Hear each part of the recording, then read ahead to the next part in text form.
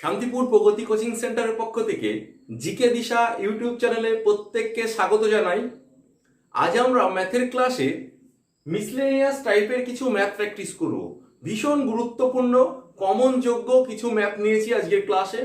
যারা বিশেষ করে ওয়েস্ট বেঙ্গল পুলিশের কনস্টেবলের পরীক্ষার্থী, এছাড়া কলকাতা পুলিশের ফর্ম ফিল আপ চলছে সেখানে যারা পরীক্ষা দেবে, এছাড়া আদার্স এক্সামে ভীষণ ইম্পর্টেন্ট কমন যোগ্য কিছু অঙ্ক আজকে আমরা সমাধান করব।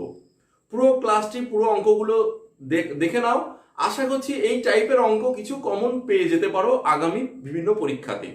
ঠিক আছে, তো শুরু করি। দেখো আজকের ক্লাসের প্রথম যে অঙ্কটি নিয়েছি, দেখো কি বলা হচ্ছে, একটি গ্রামের মোট জনসংখ্যা 40,000 জন। যদি পুরুষের সংখ্যা 40% বৃদ্ধি ও মহিলার সংখ্যা 65% বৃদ্ধি পায়, তবে 1 বছর পর মোট জনসংখ্যা হয় 60,000 জন। গ্রামে প্রথমে মহিলার সংখ্যা কত ছিল? তাহলে এই অঙ্কটি পড়ার পর তোমাদের অনেকেরই মনে হচ্ছে যে স্যার এটা এক্স ধরে করলে তো হয়েই যাবে। মোট 40,000 জন ছিল, যদি আমরা মহিলার সংখ্যা এক্স ধরি তাহলে পুরুষের সংখ্যা 40,000 বিয়োগ এক্স। এবার পুরুষের সংখ্যা 40% বৃদ্ধি আর মহিলার সংখ্যা 65% বৃদ্ধি করে যেটা হবে সেটা যোগফল করে দিলেই যোগফল ইকুয়াল টু 6,000 করে সমীকরণ তৈরি করলে বেরিয়ে যাবে। হবে সেভাবে, কিন্তু অনেক সময় লেগে যাবে। কিন্তু আমরা এই ধরনের অঙ্কে পাটিগণিতের ক্ষেত্রে অ্যালিগেশন বলে একটা সিস্টেম, তোমরা নিশ্চয়ই জানো, অ্যালিগেশন বলে একটা পদ্ধতি রয়েছে, যে পদ্ধতি ভীষণ ভীষণ গুরুত্বপূর্ণ একটা পদ্ধতি। যে পদ্ধতিটার মাধ্যমে অনেক জটিল জটিল অঙ্ককে ঠিকঠাক জায়গায় প্রয়োগ করতে পারলে অনেক জটিল অঙ্ক খুব সহজ হয়ে যায়। সেই অ্যালিগেশন পদ্ধতিটা এখানে প্রয়োগ করতে পারলে দেখো ভীষণ সোজা হয়ে যাবে অঙ্কটা।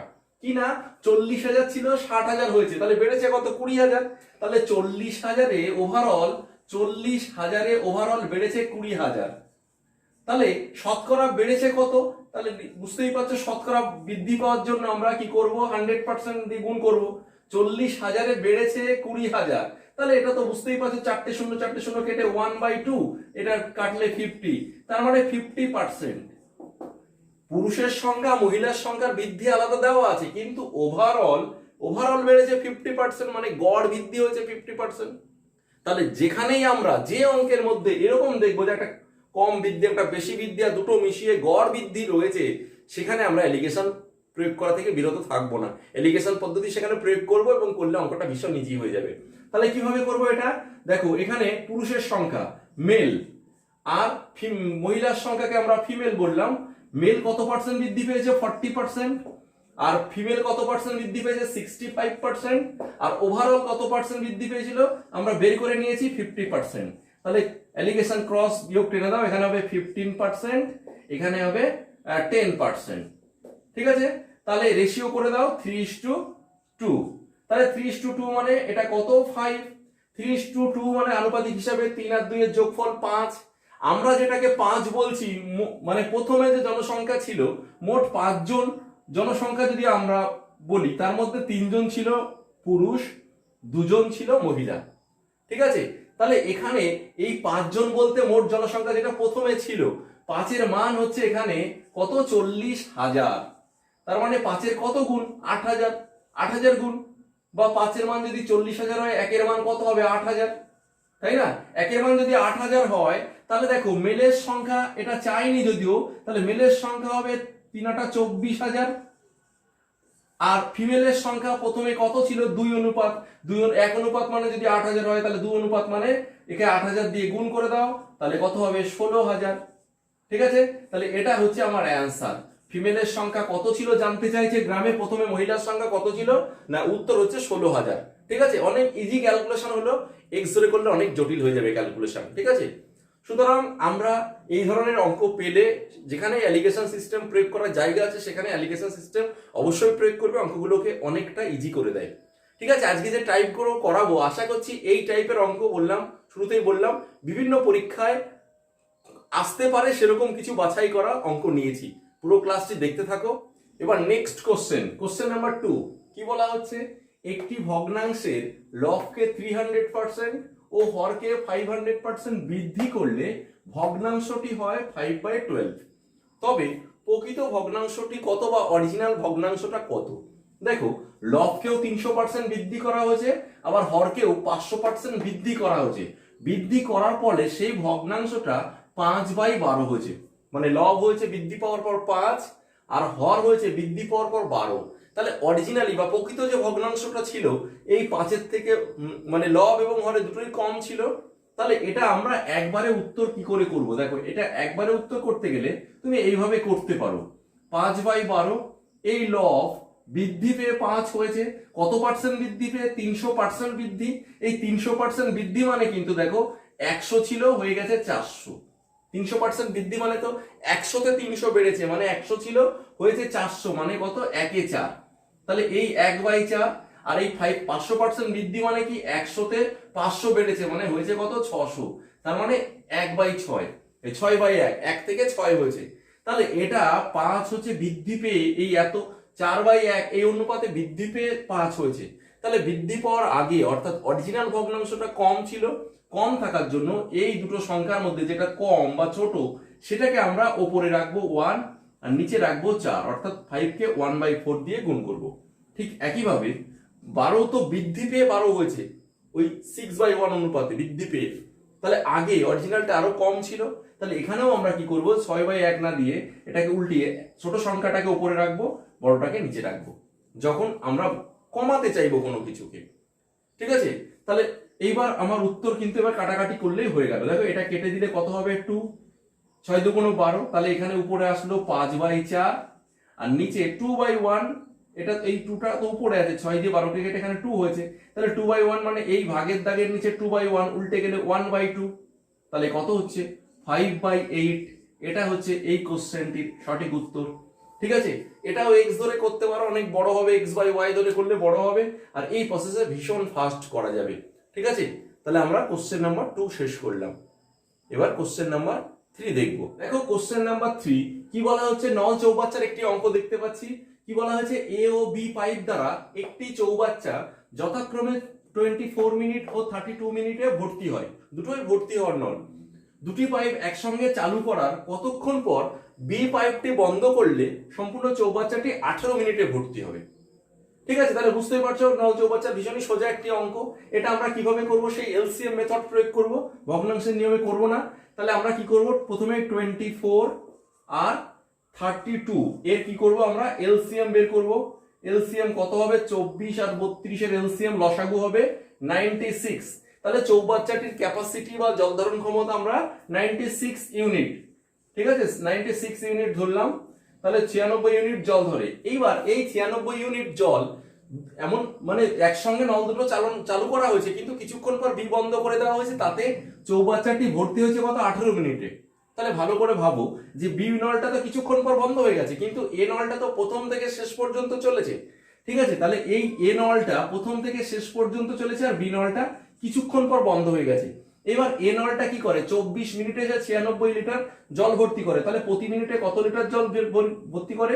4 24 96 4 লিটার বা 4 ইউনিট, আর এ 3 32 96 3 ইউনিট। তাহলে দেখো এই এ নলটা কি হচ্ছিল? প্রথম থেকে শেষ পর্যন্ত ওই যে 18 মিনিটই চালু ছিল। তাহলে 18 মিনিটে এ কত লিটার জল ভর্তি করেছে বা কত ইউনিট জল ভর্তি করেছে? 4 18 72 ইউনিট। তাহলে এই 96 ইউনিটের মধ্যে এ কতটা জল দিয়েছে? এখানে 72 ইউনিট শুধু কিন্তু এ দ্বারা ভর্তি করা হয়েছে প্রথম থেকে শেষ পর্যন্ত। তাহলে বাদ বাকি কত ইউনিট থাকে? দেখো 4 আর 2 24 ইউনিট। এই 24 ইউনিট জল কোন নল দ্বারা ভর্তি হয়েছে? বি নল দ্বারা। তাহলে দেখতে হবে এই 24 ইউনিট জল ভর্তি করতে এই বি নলটির কত সময় লেগেছিল। তাহলে টাইম বের করতে হবে।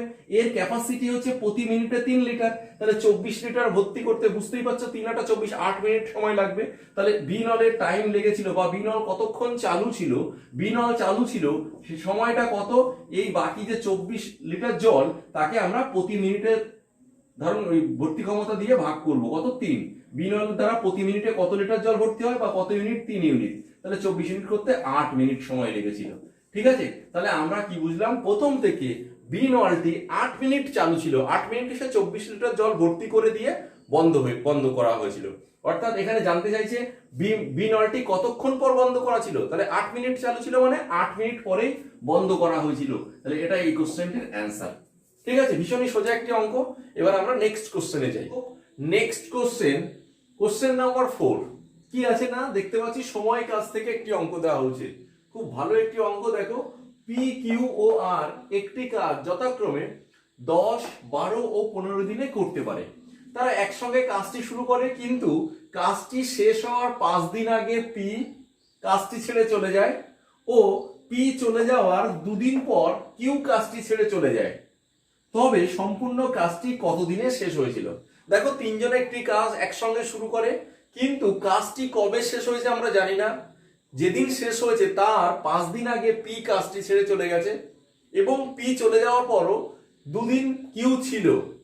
মানে কাজটি টোটাল যতদিন লেগেছে তার থেকে পি 5 দিন কাজ কম করেছে, আর পি চলে যাওয়ার পর 2 দিন ছিল। তার মানে কিউ হচ্ছে 3 দিন আগে চলে গেছে, তার মানে কিউ 3 দিন কম করেছে কাজটি।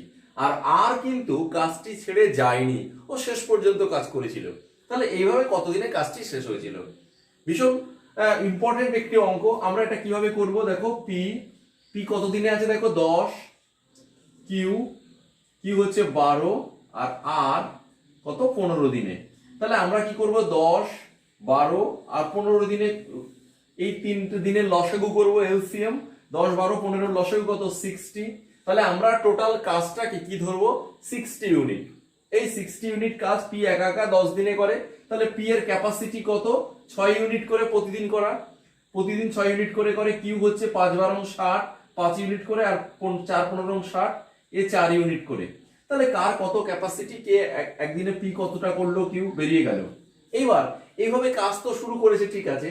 এই কাজটা আমরা টোটাল কাজটা কত ধরলাম, 60 ইউনিট। টোটাল কাজটা 60 ইউনিট, ঠিক আছে। এই 60 ইউনিট কাজ করেছে, কিন্তু কিভাবে কাজটা শেষ করেছে, কাজটা যেদিন শেষ হোক তার 5 দিন আগে কাজটি ছেড়ে পি চলে গেছে।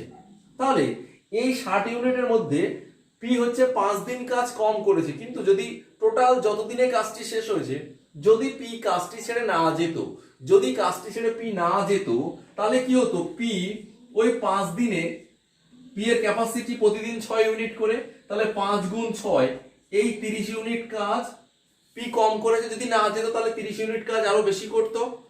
আর কিউ কি করেছে, দেখো কিউ কাজটি ছেড়ে পি চলে যাওয়ার 2 দিন পরে, মানে কাজটি শেষ হওয়ার 5 দিন আগে যদি পি চলে যায়, মানে পি যদি 5 দিন কম করে, তাহলে কিউ নিশ্চয়ই কি হয়েছে, 2 দিন। পি চলে যাওয়ার পর 2 দিন ছিল, তার মানে ও 3 দিন কম করেছে। তার মানে কিউও যদি ওই 3 দিন কাজ করতো, কিউ যদি কাজটি ছেড়ে না যেত, তাহলে কিউও সেই 3 দিনে দেখো কিউ এর ক্যাপাসিটি হচ্ছে 5 ইউনিট করে, 3 5 15 ইউনিট কাজ বেশি হতো, তাই না? তাহলে কি হতো, যদি পি আর কিউ কাজটা না ছেড়ে না যেত, তাহলে 30 আর এই 15 মোট 45 ইউনিট কাজ আরো বেশি হতো। তাহলে যেটাকে আমরা 60 ইউনিট ধরেছিলাম, এই 60 ইউনিটকে টোটাল কাজ 60 ইউনিট না ধরে মোট কাজ তখন হতো কত, মোট কাজ তখন হতো এই 60, আর এদিকে হচ্ছে দেখো 45। তাহলে 60 আর 45 কত হতো, মোট কাজ 105 ইউনিট। ঠিক আছে, মোট কাজ কত হতো তখন, 105 ইউনিট। এই 60 ইউনিট তো ছিল এখানে, 60 ইউনিটের মধ্যে কি 2জন কাজ ছেড়ে চলে গেছিল, কিন্তু আমরা জোর করে ওকে কাজ ছেড়ে যদি না যেতে দিই, তাহলে কি হতো, সবাই সমান কাজ করতো এবং টোটাল তখন কাজের পরিমাণ হতো 105 ইউনিট। এবার এই 105 ইউনিট কাজের মধ্যে কিন্তু এরা কেউই আর কাজ ছেড়ে যায়নি, এবার সবাই প্রথম থেকে শেষ পর্যন্ত কাজটা করেছে। তাহলে এখানে দেখো যোগ করে দাও, 6 আর 5 11 আর 4 15, তিনজন যখন একসঙ্গে কাজটা করতো একসঙ্গে, টোটাল 15 ইউনিট কাজ প্রতিদিন হতো, প্রতিদিন 15 ইউনিট করে কাজ হতো। টোটাল কাজ কত, 105 ইউনিট। তাহলে মোট সময় লেগেছিল কত, time equal to total work বা টোটাল কাজ 105, তাকে আমরা কি করব, একদিনে তারা তিনজন মিলে যে কাজটা করে সেটা দিয়ে ভাগ, 15 দিয়ে ভাগ, তাহলে টাইম ইকুয়াল টু 7 15 105, মানে 7 ডেজ। ঠিক আছে, তাহলে টোটাল কাজটা কত দিনে শেষ হয়েছিল, 7 ডেজ। এটাই হচ্ছে কোশ্চেনটির সঠিক উত্তর। ঠিক আছে, ভীষণ কঠিন একটি অঙ্ক, কিন্তু যদি এই কনসেপ্টে ভাবো তাহলে অঙ্কটা ভীষণই সোজা, মাত্র 10-15 সেকেন্ডের মধ্যে এটা করে ফেলতে পারো। ঠিক আছে, ভীষণ একটা ইম্পর্টেন্ট অঙ্ক এবং খুবই সাধারণ একটা ভালো কনসেপ্ট। নেক্সট কোশ্চেন দেখো, কোশ্চেন নাম্বার 5 কি বলা হচ্ছে, দুটি সংখ্যার পার্থক্য 1660, যদি একটি সংখ্যা 7.5% অপর সংখ্যাটি 12.5% এর সঙ্গে সমান হয়, তবে সংখ্যা দুটি কি কি? আশা করছি কোশ্চেনটা বুঝতে পেরেছো, এবং তোমরা এক্স ওয়াই ধরে যদি করো এই কোশ্চেনটা, তাহলে যতটা সময় লাগবে এটা তুমি যদি একটু কনসেপ্ট প্রয়োগ করো, তাহলে কনসেপ্ট প্রয়োগ করলে কিন্তু এটা ভীষণ ফাস্ট হয়ে যাবে। কনসেপ্টটা কি দেখো, যে একটি সংখ্যা 7.5% অপর সংখ্যাটির 12.5%-এর সঙ্গে সমান। তাহলে ভাবো এই যে সংখ্যাটা, এই সংখ্যাটা 7.5% এর 12.5%-এর সঙ্গে সমান, তাহলে নিশ্চয়ই এই প্রথম সংখ্যাটা অনেক বেশি।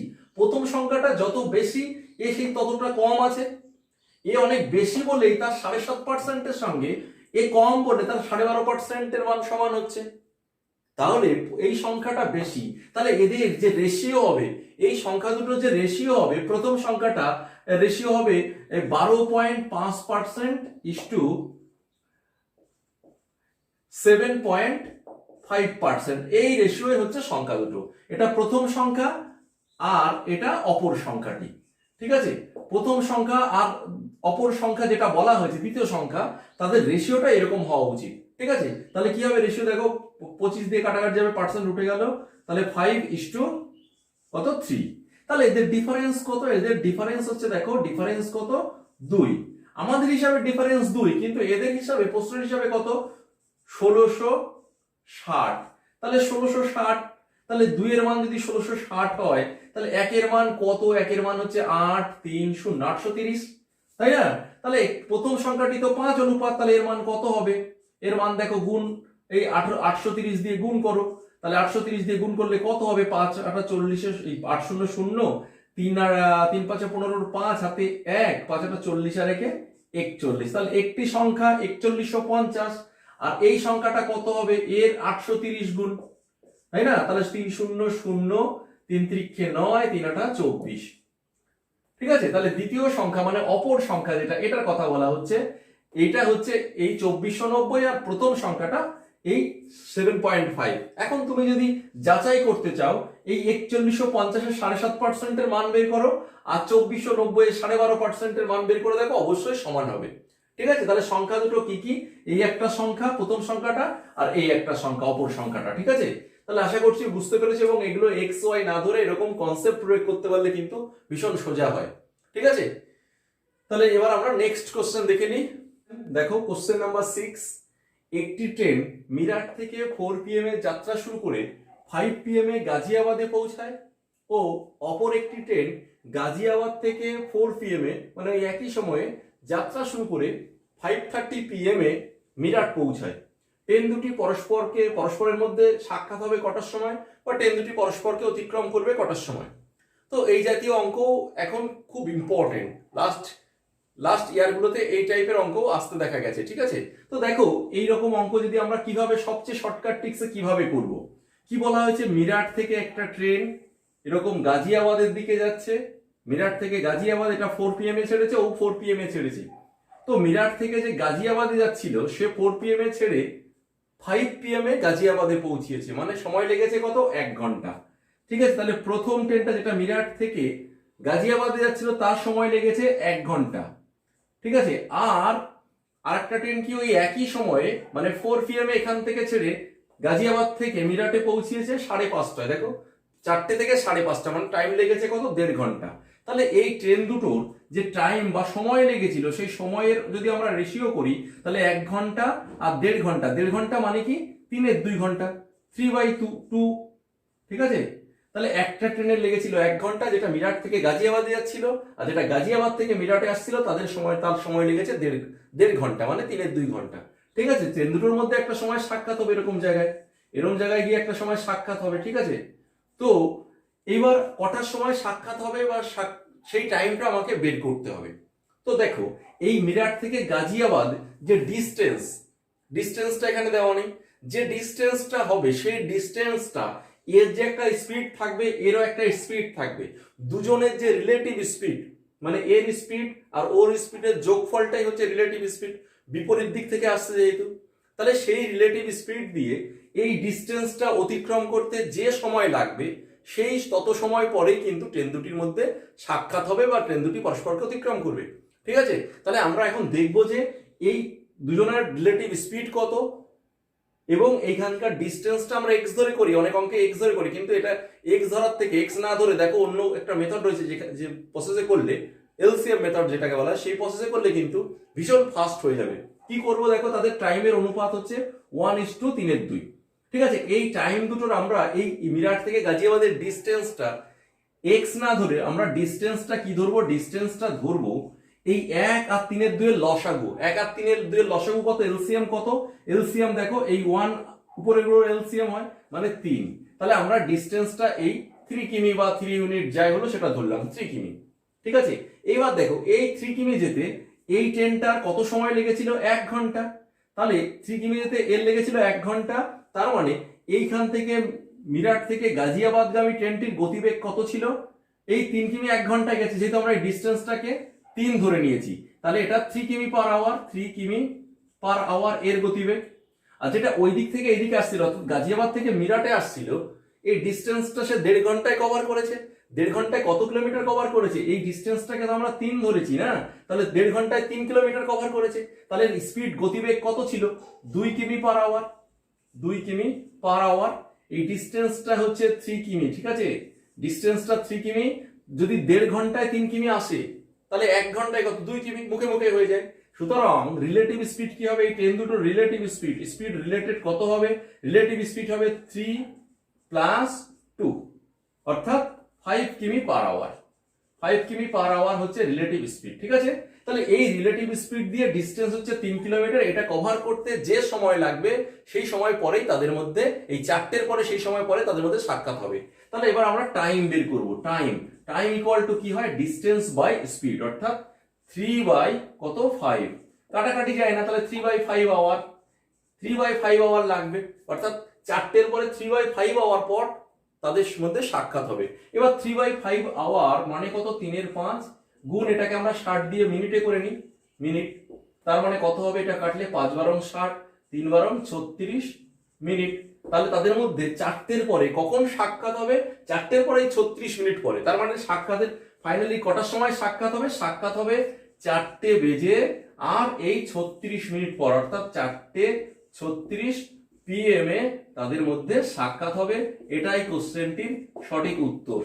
ঠিক আছে, তুমি বুঝে গেলে একদম মুখে মুখে করে ফেলতে পারবে, কারণ এখানে জটিল কোনো বড় বড় সংখ্যা নেই, কোনো জটিল ভাগ নেই, খুব ইজি মেথড, একটা ভীষণ ফাস্ট। এটা বুঝে গেলে মাত্র কয়েক সেকেন্ডের মাধ্যমেই তুমি কি করবে না, মুখে মুখেই করে আসতে পারবে। ঠিক আছে, আশা করছি বুঝতে পেরেছো। কোশ্চেন নাম্বার 7 দেখো কি বলা হয়েছে, অরুণ জয়ন্তের কাছ থেকে কিছু পরিমাণ টাকা প্রথম 4 বছরের জন্য বার্ষিক 8% হারে, পরবর্তী 6 বছরের জন্য বার্ষিক 10% হারে ও 10 বছরের বেশি সময়কালের জন্য বার্ষিক 12% হারে ঋণ নেয়। যদি 15 বছর শেষে সে সুদ বাবদ মোট 12,100 টাকা দেয়, তবে সে কত টাকা ঋণ হিসাবে নিয়েছিল। ভীষণ ভালো একটি সিম্পল ইন্টারেস্টের অঙ্ক। দেখো, সিম্পল ইন্টারেস্টের অঙ্ক সাধারণত আমরা এক্স ধরে I = PTR/100 করে করি।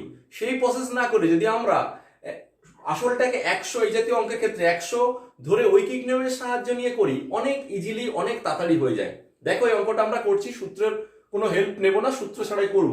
তাহলে এখানে কত টাকা ধার নিয়েছিল আমি জানি না, ধরে নিই তিনি 100 টাকা ঋণ হিসাবে নিয়েছিলেন। তাহলে তার আসলটা যদি আমরা 100 ধরি, এটাই ঋণ হিসাবে নিয়েছিলেন।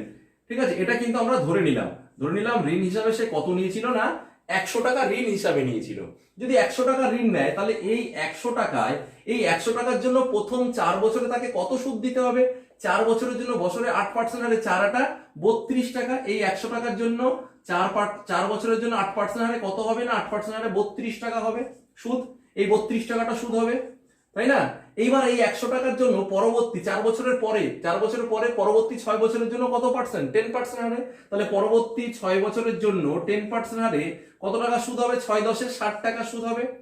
তারপরে 10 বছর হয়ে গেল, এইবার 10 বছরের থেকেও বেশি সময় যদি রাখে, তাহলে ঋণটা সুদ দিতে হবে কত, 12% হারে। কিন্তু সে সুদটা শোধ দিয়েছে কত বছর পর, 15 বছর পরে। তার মানে 10 বছরের থেকে 15 বছর কত বছর, 5 বছর। তাহলে এই 5 বছর 12% হারে তাকে সুদ দিতে হয়েছিল। তাহলে এই 100 টাকায় তাকে পরবর্তী এই 5 বছরে মোট 5 × 60 টাকা সুদ দিতে হয়েছিল। তাহলে এই 100 টাকা ঋণ নেওয়ার জন্য এই 15 বছরে, টোটাল কিন্তু 15 বছরে তাকে সুদ দিতে হচ্ছে কত, দেখো সুদ দিতে হচ্ছে 2 ছয় ছয় 12 আর 3 15, 152 টাকা সুদ দিতে হচ্ছে 100 টাকা ধার নেওয়ার জন্য, ঠিক আছে।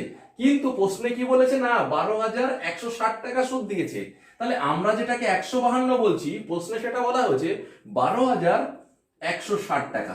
তাহলে এই 152 কত গুণ, দেখো 8 দুগুণ 16, 50টা 40, এক হাতে 4, 8 দেখো 80 গুণ হবে, এইটুকু মানে 152 হ্যাঁ 80 গুণ, 80 গুণ। তাহলে সুদটা যদি 80 গুণ হয় তাহলে আসলটাও তো 80 গুণ হতে হবে। তাহলে আসল কত হবে, যেটাকে আমরা এই যে 100 ধরেছিলাম, এই 100টা আসল নয়, আসলে ছিল 100 এর 80 গুণ, তার মানে সমান সমান কত 8 কে 8 3টে 0। তাহলে এই 8,000 টাকাটা ছিল তার আসল। এখানে মানে ঋণ নিয়েছিল কত টাকা, ঋণ নিয়েছিল এই 8,000 টাকা। এটা হচ্ছে এই কোশ্চেনটির অ্যান্সার। তাহলে ঋণ হিসাবে কত নিয়েছিল না 8,000 টাকা নিয়েছিল ঋণ হিসাবে, ঠিক আছে। আশা করছি বুঝতে পেরেছো, এবং এখানে কোথাও কিন্তু সেই IPTR বাই 100 বাই x ধরার প্রয়োজন হলো না। এরকম সিম্পল ইন্টারেস্টের অনেক অঙ্কই আমরা x না ধরে I সমান PTR বাই 100 এই সূত্র না অ্যাপ্লাই করে অনেক ইজিলি এই ধরনের অঙ্ক সলভ করে ফেলতে পারি, ঠিক আছে। তো নেক্সট কোশ্চেনে যাওয়া যাক। তো নৌকা স্রোত থেকে দেখো একটি অঙ্ক দেওয়া হয়েছে, কি বলা হয়েছে, একজন ব্যক্তি স্রোতের প্রতিকূলে 40 কিমি ও স্রোতের অনুকূলে 55 কিমি পথ যেতে 13 ঘন্টা সময় লাগে। আবার সে প্রতিকূলে 30 কিমি ও অনুকূলে 44 কিমি পথ 10 ঘন্টায় ফেরত আসতে পারে। তাহলে জানতে চাওয়া হয়েছে স্থির জলে ওই ব্যক্তির গতিবেগ ও স্রোতের গতিবেগের অনুপাত কত। দেখো আজকের ক্লাসের যে অঙ্কগুলো নিয়েছি একদম প্রত্যেকটা চ্যাপ্টারের বাছাই করা কিছু অঙ্ক নিয়েছি, এবং তোমাদের মধ্যে অনেকেরই এই চ্যাপ্টারগুলো যখন নিজেরা প্র্যাকটিস করো তখন দেখবে আজকের যে অঙ্কগুলো নিয়েছি প্রত্যেকেরই এই অঙ্কগুলোই মনে হয় সমস্যা। আর আজকে আমরা সেই অঙ্কগুলোই তোমাদের মনের কথাই বলে দিচ্ছি আর কি, তোমাদের মনে যে অঙ্কগুলো নিয়ে সমস্যা সেই অঙ্কগুলোই আজকে বেছে নিয়েছি, সেই অঙ্কগুলোই সবচেয়ে সহজ মেথডে সলভ করার চেষ্টা করছি, ঠিক আছে। তাহলে এটাও নৌকা স্রোতের, কিন্তু সকলেরই প্রায় এই অঙ্কটা এসেই অসুবিধা হয়। তো এই অঙ্কটা দেখো, এই টাইপের অঙ্কগুলো যখন আমরা করব তখন কি করব, আমরা সবসময় এখানে দুটো সমীকরণ দেওয়া আছে, অ্যাকচুয়ালি দুটো শর্ত দেওয়া আছে, দুটো কন্ডিশন দেওয়া আছে, ঠিক আছে। তো আমরা কি করব, এখানে প্রতিকূল অনুকূল, দেখো এরকম প্রশ্নের মধ্যে প্রতিকূল অনুকূল থাকবে। আমরা সবসময় অনুকূলটাকে আগে রাখার চেষ্টা করব যত অঙ্ক করব, তাহলে আমাদের একটা সিস্টেমেটিক ওয়েতে চলবো এবং অনুকূলটাকে আগে রাখবো, ঠিক আছে। তো অনুকূলটাকে যদি আগে রাখি তাহলে অনুকূল আর প্রতিকূল পরে, তাহলে প্রতিকূল। তাহলে অনুকূলে কি বলা হয়েছে দেখো, প্রথম যে কন্ডিশনটা অনুকূলে 55 কিমি পথ আর প্রতিকূলে 40 কিমি পথ গেছে, ঠিক আছে। আর এবার অনুকূলের গতিবেগ কত ছিল তো আমরা জানি না, প্রতিকূলে গতিবেগ কত ছিল জানি না। তাহলে অনুকূল মানে আমরা কি বলেছিলাম ডাউন স্ট্রিম, প্রতিকূল মানে কি ইংরেজিতে আপ স্ট্রিম বলে। তাহলে আমরা এই যে অনুকূলে 55 কিমি পথ গেছে, অনুকূলে মানে ডাউন স্ট্রিম, এই ডাউন স্ট্রিমের যে বেগ, ঠিক আছে, তাহলে সেই বেগ দিয়ে যদি আমরা এটাকে ভাগ করি, ডাউন স্ট্রিমের বেগ ডাউন ডিএনই লিখলাম, ঠিক আছে, এটা ডাউন স্ট্রিমের গতিবেগ, প্লাস এই 40 কিমি পথ সে ফেরত এসছে প্রতিকূলে মানে আপ স্ট্রিমে ফেরত এসছে। টোটাল টাইম কত লেগেছে না দেখো, টোটাল টাইম লেগেছে 13 ঘন্টা। প্রথম কন্ডিশন এটাই দেওয়া ছিল যে অনুকূলে 55 কিমি পথ আর প্রতিকূলে 40 কিমি পথ যেতে মোট লাগে 13 ঘন্টা সময়। তাহলে আমরা 55 কিমি যেতে কত সময় লাগলো, সময় বের করার নিয়ম হচ্ছে অনুকূলের ডিস্টেন্সকে অনুকূলের গতিবেগ দিয়ে ভাগ, একইভাবে প্রতিকূলের ডিস্টেন্সকে প্রতিকূলের বেগ দিয়ে ভাগ, ঠিক আছে। ডাউন আপ বলতে অনুকূল আর প্রতিকূলের বেগকে বুঝছি আমরা, ঠিক আছে, এখানে এক্স ওয়াই আর এক্সট্রা ধরলাম না। এইবার এই প্রথম শর্ত হয়ে গেল। এবার দ্বিতীয় শর্ত কি বলেছে দেখো, দ্বিতীয় শর্তে বলেছে আবার সে প্রতিকূলে 30 কিমি আর অনুকূলে 44 কিমি, ঠিক আছে। এই অনুকূল প্রতিকূল আগে পরে হলে ক্ষতি নেই, কিন্তু সবসময় একটা অনুকূলটাকে আগে রাখলে কি অনেক সময় প্লাস মাইনাস আসে না, প্লাস দিয়ে অ্যান্সার আসে, মানে প্লাস মাইনাসটাকে এড়িয়ে যাওয়া যায়।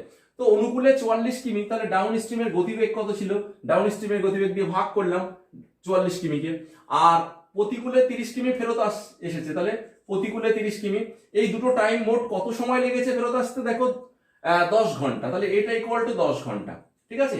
তাহলে এই কোশ্চেনে, এই টাইপের কোশ্চেনে যে দুটো সমীকরণ দেওয়া থাকে সেই দুটো সমীকরণ আমরা তৈরি করলাম, ব্যাস। এই দুটো সমীকরণ তৈরি করতে পারলে আমার অ্যান্সার প্রায় শেষের দিকে চলে এসেছে।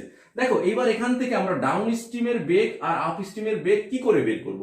এখানে জাস্ট কি করবে, এই যে ডাউন স্ট্রিমে দুবার দেওয়া আছে এই দুটো সংখ্যার এলসিএম করবে, 55 আর 44 এর এলসিএম নয় এইচসিএফ, হাইয়েস্ট কমন ফ্যাক্টর বা সবচেয়ে বড় কোন সংখ্যা দিয়ে এই দুটো সংখ্যাকে ভাগ করা যায়। দেখো 44 কে আর 55 কে ভাগ করা যাবে 11 দ্বারা, তাহলে এইচসিএফ কত, এইচসিএফ ইকুয়াল টু 11। ঠিক আছে, এই যে 11 বেরোলো, এই 11 হচ্ছে আমরা ডাউন স্ট্রিমের গতিবেগ ধরবো। তাহলে ডাউন স্ট্রিমের গতিবেগ আমরা কত পেলাম? ডাউন স্ট্রিমের বেগ পেলাম 11। ঠিক আছে, সম্ভাব্য 11 হবে হয়তো, পরে আমরা চেক করবো 11 কিনা। এইবার এই যে 11 পেলাম ডাউন স্ট্রিমের বেগ, এখানে যদি আমরা 11 বসিয়ে দিই, এখানে যদি 11 বসিয়ে দিই, তাহলে কি হবে? কাটাকাটি হবে, 55 কে 11 দিয়ে ভাগ করলে কত হবে? 5। সেই 5 তুমি ওই পাশে নিয়ে যাও, 13 থেকে 5 বাদ দিলে কত হয়? 8। সেই 8 দিয়ে 40 কে কেটে দিলে 5 8 40। তাহলে আপ স্ট্রিমের বেগ বেরোবে কত? 5 8 40, মানে কত বেরোলো? 5। তাহলে আপ স্ট্রিম বেরোলো কত? 5। ঠিক আছে, আপ স্ট্রিমের গতিবেগ বেরোলো 5। কি করে বললাম? এই যে ডাউনের মান 11, এই 11 যদি এখানে বসিয়ে দিই, কাটাকাটি হয়ে যাবে, 5 11 55 5। সেই 5 যদি এখানে আমরা এখান থেকে সমীকরণটা পাশে 13 - 5 করি, তাহলে ওখানে থাকবে 8। তাহলে 40/আপ ইকুয়াল টু কত থাকলো? 8। সেই 8 দিয়ে 5 8 40, 5 আপ কোনাকুনি গুণ করলে আপের ভ্যালু হচ্ছে কত বেরোলো? 5। এটা সেই মাধ্যমিকে সমাধান করতে সেইভাবে করলাম। ঠিক আছে, তাহলে ডাউন স্ট্রিম পেয়ে গেলাম, আপ স্ট্রিম পেয়ে গেলাম। আমাকে কি চাইছে? ওই ব্যক্তির গতিবেগ আর স্রোতের গতিবেগ। তাহলে ব্যক্তির গতিবেগ কত বেরোবে? ব্যক্তি মানে স্থির জলের নৌকার বেগ। তাহলে কি হবে? 11 + 5, 16 কে 2 দিয়ে ভাগ করলে কত হয়? 8। আর স্রোত কত হবে?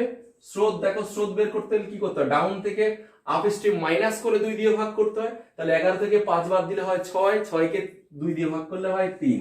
তাহলে এদের রেশিও চাইছে নাকি? অনুপাত কত? গতিবেগের অনুপাত কত? তাহলে এটাই অ্যান্সার। ঠিক আছে, ইজিলি হয়ে গেল। তাহলে আমরা এখান থেকে যদি ব্যক্তির গতিবেগ চাইতো তাহলে 8 বলতাম, স্রোতের বেগ চাইলে 3 বলতাম। ঠিক আছে, এছাড়া এক্স ওয়াই ধরে টরে এগুলো করা যায়, সেগুলো ভীষণ বড় হয়। ঠিক আছে, তাহলে আশা করছি কোশ্চেনটা ভীষণ ভালো একটি কোশ্চেন, আশা করছি বুঝতে পেরেছো।